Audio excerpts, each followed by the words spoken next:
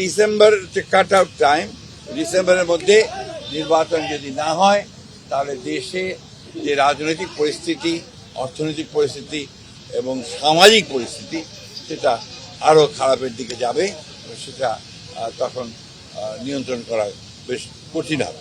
আমরা খুব স্পষ্ট করে বলেছি যে যে বিষয়গুলোতে ঐক্যমত্য হবে সব দলগুলোর, সংসদ দলগুলোর, সেগুলো নিয়ে আমরা একটা চার্টার করতে রাজি আছি আপনারা, এবং তারপরেই সেটার উপর ভিত্তি করে আমরা বাকি নির্বাচনের দিকে চলে যেতে পারি এবং বাকি সংস্কার যেগুলো আমরা একমত হব সেটা আমরা অবশ্যই আমাদের রাজনৈতিক দলগুলো যা নির্বাচিত হয়ে আসবেন তারা সেগুলোকে বাস্তবায়িত করার ব্যবস্থা নেবে। প্রধান উপদেষ্টার সঙ্গে দেখা করে তাকে আমাদের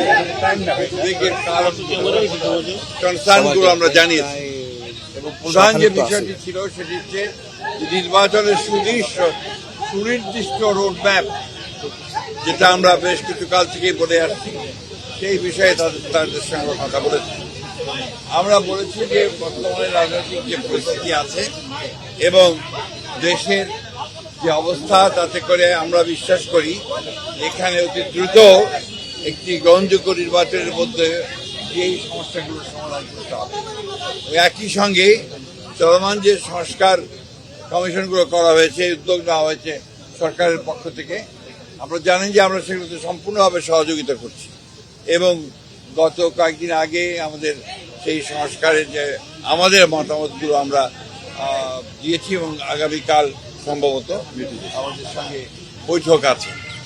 আমরা খুব স্পষ্ট করে বলেছি যে যে বিষয়গুলোতে ঐক্যমত্য হবে সব দলগুলোর, সংসদ দলগুলোর, সেগুলো নিয়ে আমরা একটা চার্টার করতে রাজি আছি আপনারা, এবং তারপরেই সেটার উপর ভিত্তি করে আমরা বাকি নির্বাচনের দিকে চলে যেতে পারি এবং বাকি সংস্কার যেগুলো আমরা একমত হব সেটা আমরা অবশ্যই আমাদের রাজনৈতিক দলগুলো যা নির্বাচিত হয়ে আসবেন তারা সেগুলোকে বাস্তবায়িত করার ব্যবস্থা নেবেন।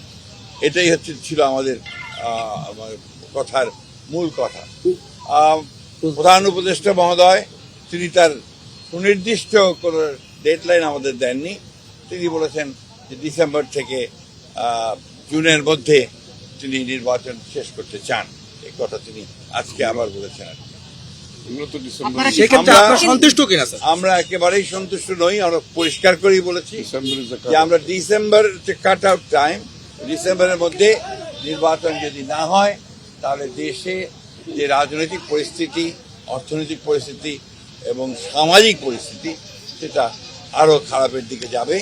সেটা তখন নিয়ন্ত্রণ করা বেশ কঠিন হবে।